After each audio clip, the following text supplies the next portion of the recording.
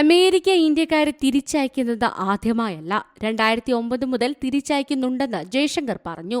സ്ത്രീകളെയും കുട്ടികളെയും ഒഴികെയുള്ളവരെയാണ് വിലങ്ങിട്ടതെന്നും ജയശങ്കർ ന്യായീകരിച്ചു. 2012 മുതൽ US നാടുകടത്തുന്നവരെ വിലങ്ങണിയിക്കാറുണ്ടെന്നും രാജ്യസഭയിലെ പ്രസ്താവന നടത്തവെ അദ്ദേഹം പറഞ്ഞത്. ഇന്ത്യക്കാരെ അമേരിക്ക തിരിച്ചയച്ച രീതി ഉൾപ്പെടെ വിവാദമായതിന്റെ പശ്ചാത്തലത്തിലാണ് വിദേശകാര്യമന്ത്രിയുടെ പ്രതികരണം.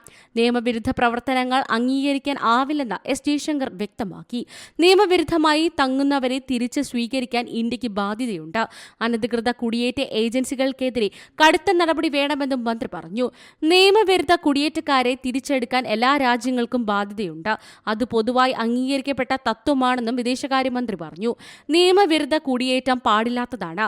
നമ്മുടെ രാജ്യം നിയമവിരുദ്ധ കുടിയേറ്റം പ്രോത്സാഹിപ്പിക്കുന്നില്ല.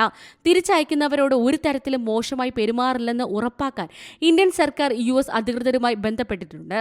തിരിച്ചയക്കുന്നവരോട് മോശമായി പെരുമാറാതെ നിയമങ്ങൾ പാലിച്ചാകണമെന്ന് ആവശ്യപ്പെട്ടിട്ടുണ്ടെന്നും കേന്ദ്ര വിദേശകാര്യമന്ത്രി വ്യക്തമാക്കി.